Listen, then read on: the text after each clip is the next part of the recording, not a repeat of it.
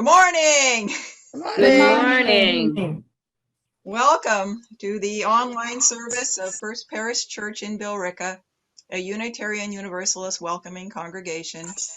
Whoever you are and wherever you are on life's journey, you're welcome here this morning. And we invite you to stay after the service to chat and, get to be up to date with how folks are doing or maybe meet new people. My name is Brita. I'll be the worship assistant for today's service. And our worship leader this morning is Reverend Widrick, known to most of us as Woody. He was our minister for a number of years. He is just wonderful. He has such wonderful stories.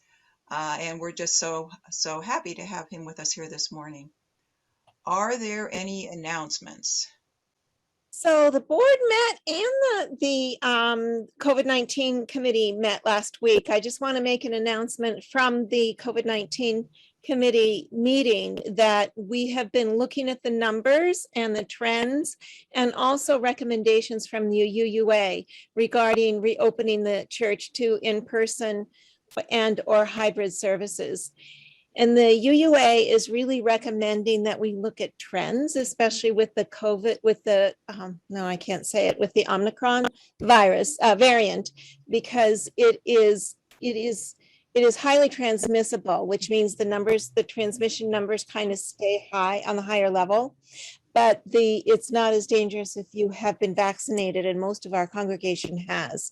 We also have a very large space in order to hold our in-person services, so we can socially distance pretty easily and ventilate the place. So they said to look at the trends. So I looked at the trends in Billerica and also in Middlesex County, and they did this in January, and they are doing this now. Everything's backwards. Anyway, they're going down. Down. There we go. The trends are going down very quickly for positivity rates and transmission, which means that we're going to go ahead and open in March. If we were more agile, we could open a little sooner, but I think we want to give our worship leaders and everybody time to adjust. And in March, we will be opening to in-person services. The other thing I looked at is what the other UU churches in our area are doing, and they are all opening up mid to late February, again, back open to in-person services. So they will be hybrid. Everything, I just want to reassure everybody, all services will be hybrid, so we will continue with Zoom. And one of the requests also for when we reopen is that people who come in on Zoom are included. So they can see everything that's going on, but we can't necessarily see them if we're sitting in the church. So the plan for that is when during the beginning and certainly after the service, we can sort of gather around in the sanctuary and look at the Zoom screen and communicate with the people who are there on Zoom. So, and again, I'll talk to Sarah about the technology on how we want to do that, but we want people to be able to have like our sort of virtual coffee hour chat with each other after the service. So everybody's included. We will not be serving food or drink in the church. Again, people have to take off their masks and be close to each other to eat, and I just don't feel safe with that yet. Masks will be optional. So anybody who has not been vaccinated or who feels, is immunocompromised or takes care of somebody who's immunocompromised or is anyway uncomfortable should wear a mask. But I don't want to force people at this point to wear masks since the town dropped their mask mandate. So people can kind of make up their own mind. We will be requesting that people stay socially distanced. As far as singing goes, singing is still risky, but I'm kind of leaving it up to, so I had Bob and Suzanne in that meeting, and they're going to meet with Jua and decide how they want to go forward with singing.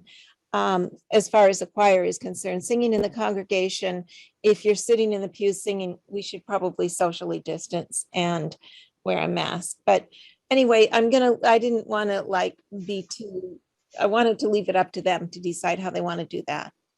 And so that is the plan as it stands. It will, I've started to write it. I sent it to the board and I've started to write it up as the policy, and I will send it out probably Monday.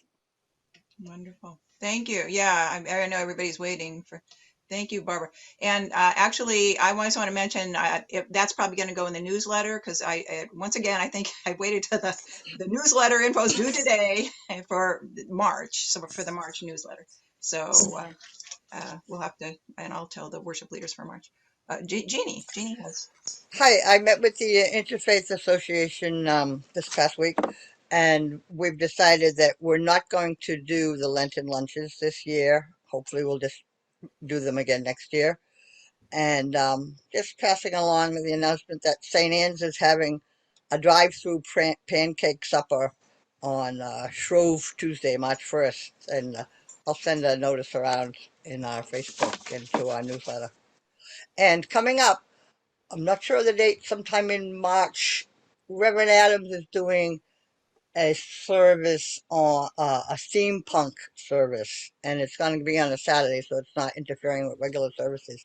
And I'll send out information on that too. And it's a community-wide invitation. Yeah. Okay. Maybe that can get in the newsletter. Okay. Yeah. Great. Okay. Thank you. Thank you. And any other announcements? Okay. I don't see anyone. So let's continue with the service. I just want to start by acknowledging that First Parish Church was built on the unceded land of the Pawtucket and Massachusetts people. Oop, I hear somebody. We recognize the hardships they have endured and commit ourselves to fostering good relationships with our Indigenous neighbors. And here is our opening words. Take it away, Woody. Good morning. Our opening words. We are Unitarian Universalists with minds that think, hearts that love, hands that are ready to serve. Together we care for our earth and work for friendship and peace in our world. Chalice lighting. Thank you, Woody. Please say the words that are on the chalice lighting words that are on the screen as I light the chalice, the symbol of our Unitarian Universalist faith. Just want to get the match going here. Life is a gift for which we are grateful. We gather in community to celebrate the glories and the mysteries of this great gift. Let's continue and say the affirmation of faith. Love is the doctrine of this church. The quest of truth is its sacrament, and service is its prayer. To dwell together in peace, to seek knowledge and freedom, to serve humanity in fellowship, to the end that all souls shall grow into harmony with the divine. Thus do we covenant with each other and with God. Thank you. Our opening hymn is number 126, Come Thou Fount of Every Blessing, and it's on the screen. Please.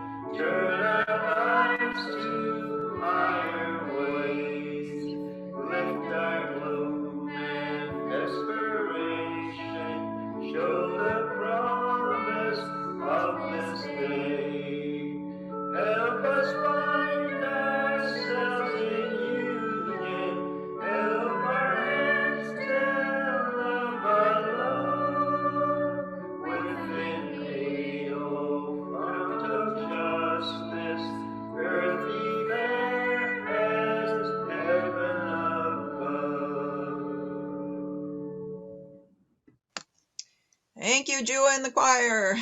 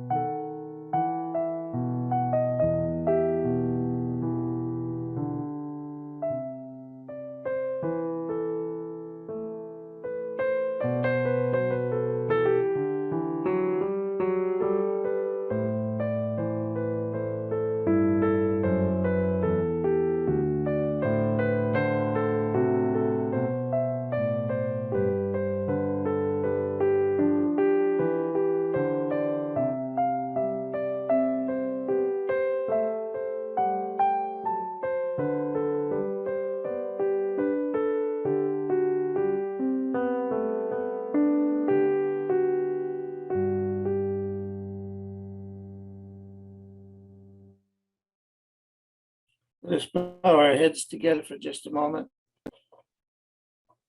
We have a calling in this world.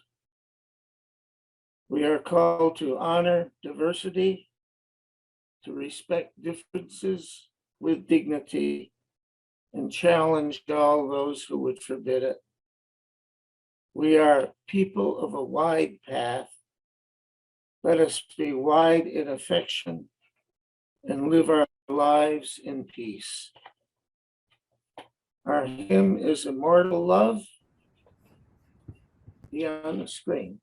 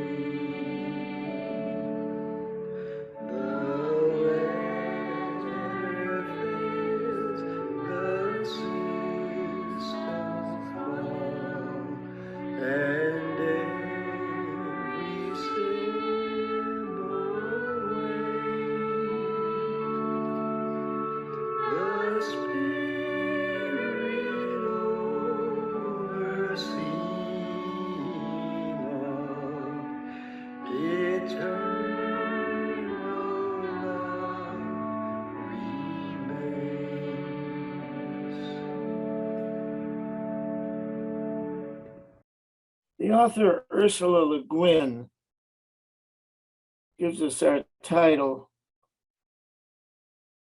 Love Doesn't Just Sit There Like a Stone.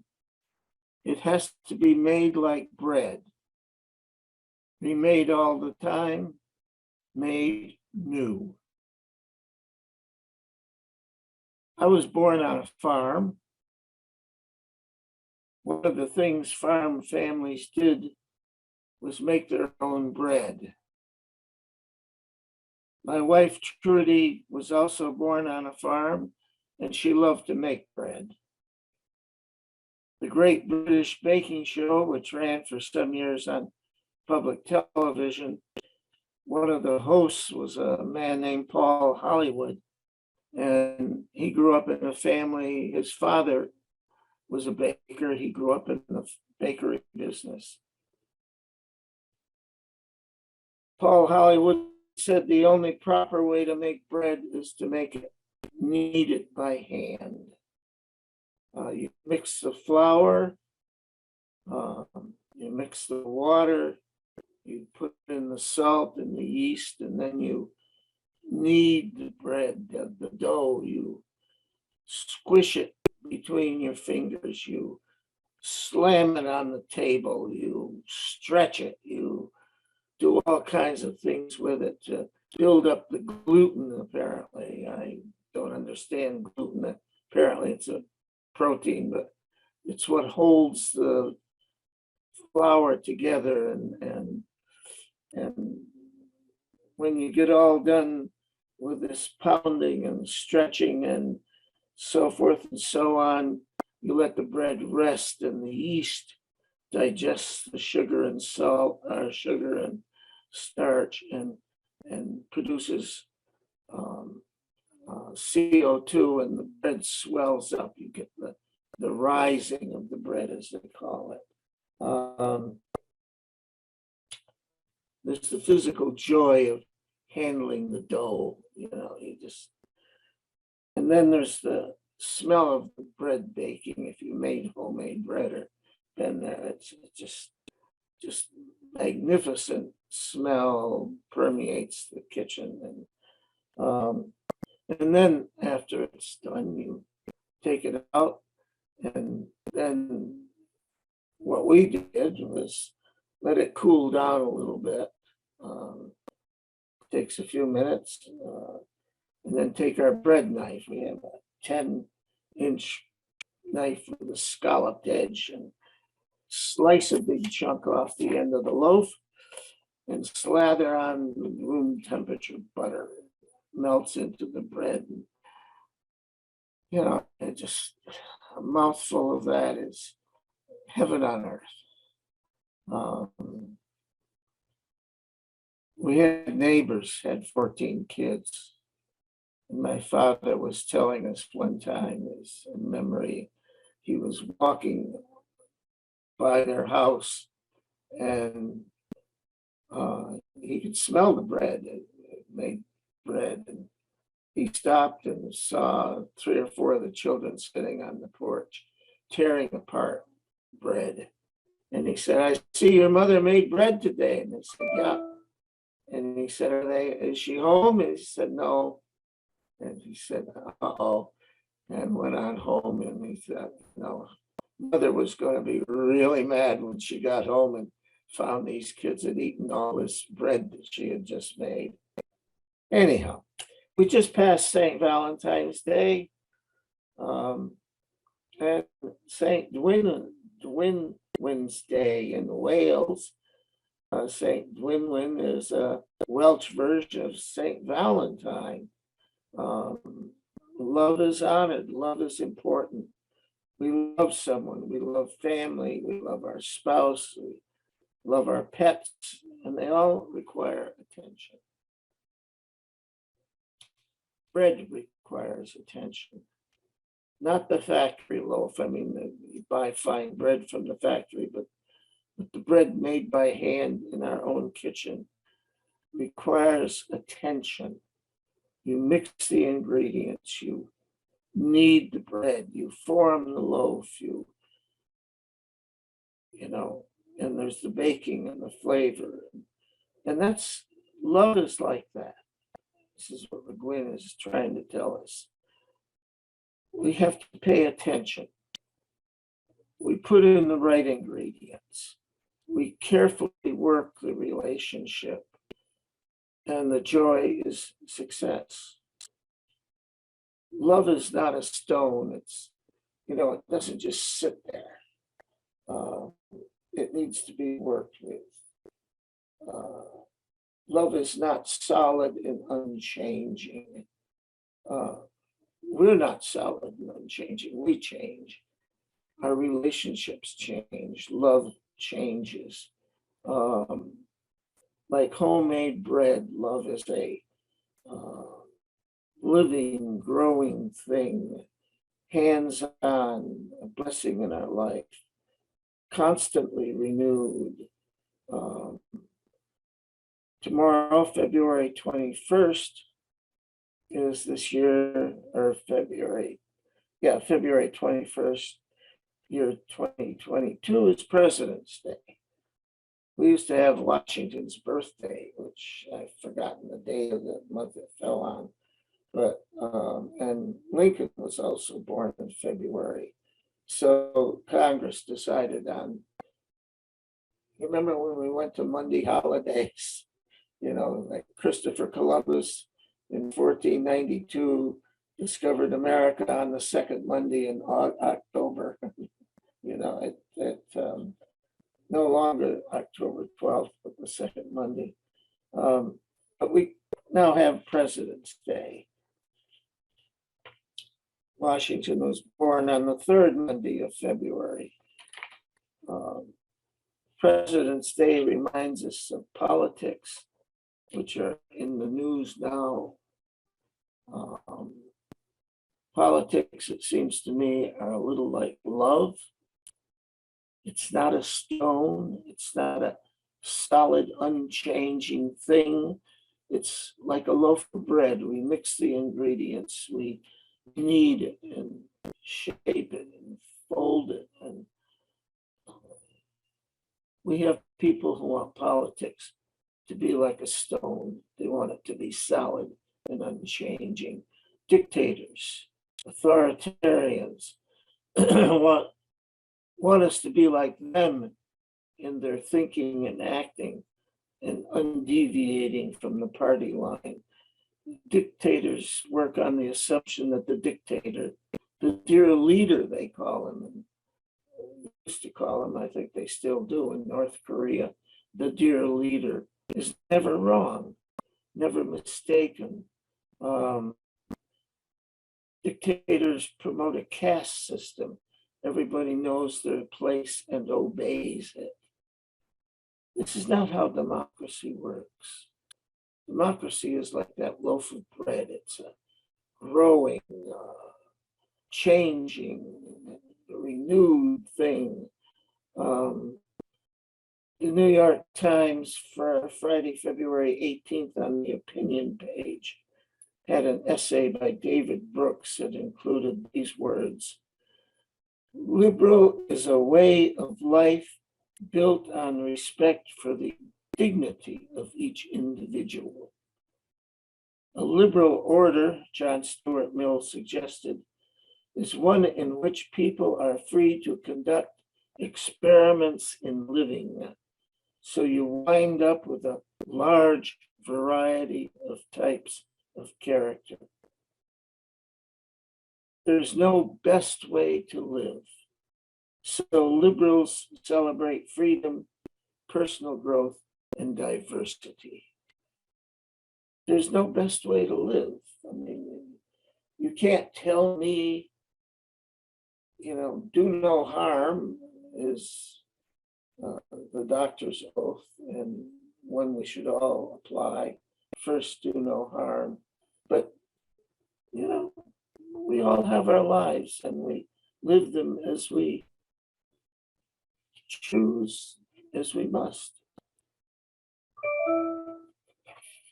They tell me right now there's an ad on television that said the majority of law students in this country are women.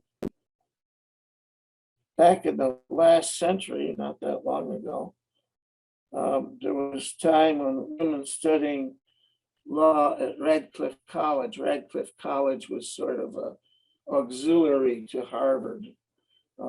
Women couldn't go to Harvard, but they could go to Radcliffe and take courses at Harvard.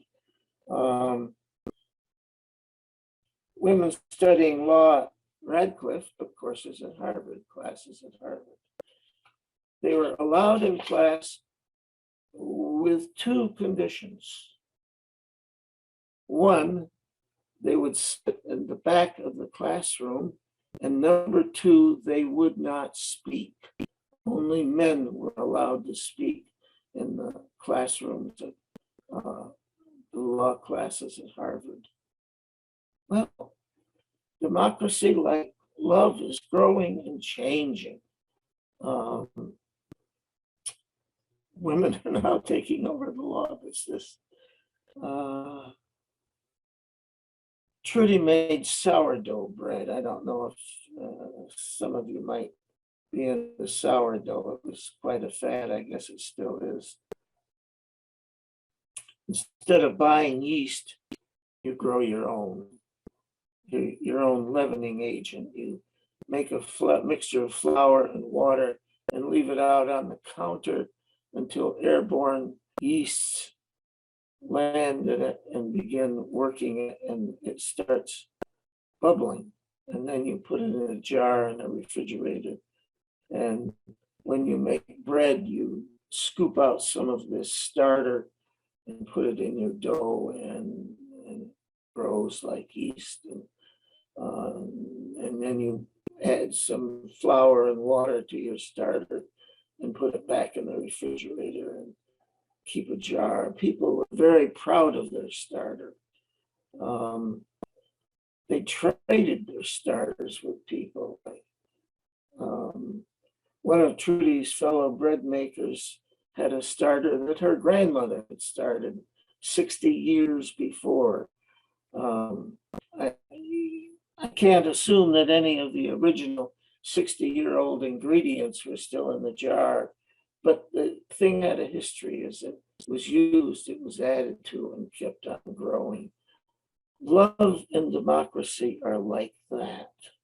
Love and democracy are like that. They grow, they change, they have continuity. It's like the law students at Harvard, they're not the same as they were 60 years ago, but it's great. They grow, they change. On the Great British Baking Show, which was on PBS, they pointed out that baking soda was not invented until the 1840s. So that even cakes, anything that had to rise, even a cake was made with a leavening agent up until then. Baking soda can be used to make bread, but it's not the same as the bread made with the yeast or starter. Box mixes and prepared breads, you can buy them. You buy loaves of bread now, and you can buy rolls of dough that you take apart to make muffins and bake yourself, and they're all convenient, but they're not handmade, that some of us remember and celebrate. There's a difference between homemade and store-bought bread, but that's not a problem. But autocracies and dictatorships want us to all be box mixes, fit into the society the way they define us. No differences from what we're told to do. Not growing, not the changing persons we can be and should be. Religion, we are religious people, as we live it, is a growing, changing thing. We don't all belong to the same church. It's great. we're like homemade bread. We've grown ourselves. We grow differently. I may be stretching this analogy a little bit too much. What I'm thinking is that love and democracy are growing and changing things, living things to be handled and cared for, ever changing as growing things do. They change all the time, to be shaped, to be formed. Trudy made bread because she loved to make bread. She also made bread because she loved us, her family. She enjoyed the process. It reminded her of her mother and the kitchen in the farmhouse, and because it was a way of giving of herself. Democracy and love are a way of sharing things, of giving of ourselves, of growing and changing, leaving us with a sense of joy, a sense of the beauty of sharing our lives, a sense of the beauty in watching other people become themselves. Not all the same, I mean.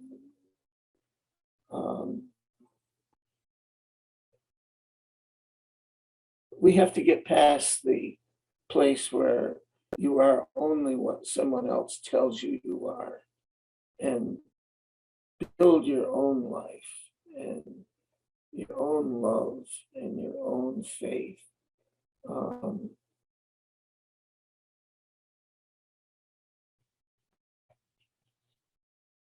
Become ourselves. And my closing thought is from the author Madeline Lango. It is the ability to choose. It is the ability to choose which makes us human.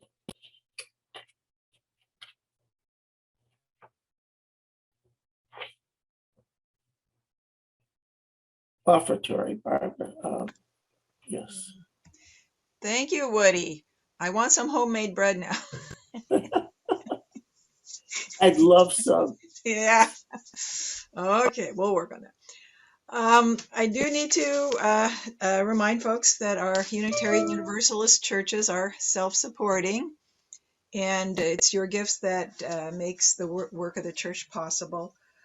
Please go to our website, uubillrica.org, and click on the donate button. Or, of course, you can also just mail a check to our post office box, 96 Billerica 01821. Okay. I wonder, let's try singing the doxology. We're getting very good at it, but I'm wondering if I can ask Andy, do you want to lead us? You're in the choir. Is Andy still there?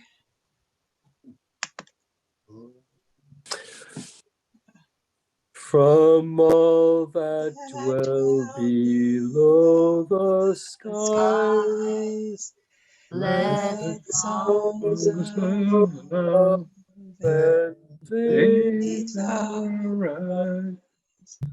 Let peace, Goodwill will on earth be sung through every land. and by every tongue. Amen. Thank you, Andy. Sorry to put you on the spot, but No, that's all right. I've been meaning to ask people from the choir to lead that because Oh. that's a good idea, I think. Okay, let's extinguish the chalice. If people can say the words on the screen as we extinguish our chalice. We extinguish this flame, but not the light of truth, the warmth of community, or the fire of commitment. These we carry in our hearts until we are together again.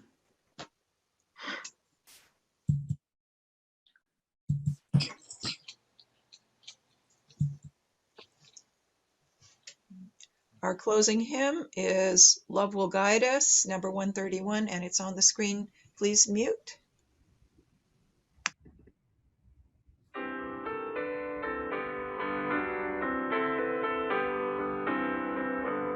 Love will guide us, peace has tried us, hope inside us will lead the way on the road long, free to give me. Love will guide us through the hard night. If you cannot sing like angels, if you cannot speak before thousands, you can hear from deep within you. You can change the world with your love. Love will guide us, peace has tried us, hope inside us will lead the way on the road from free to giving. Love will guide us through the hard night. Closing words. With faith to face our challenges. With love that casts out fear. With hope to trust tomorrow. We accept this day as the gift it is, a reason for rejoicing. Amen.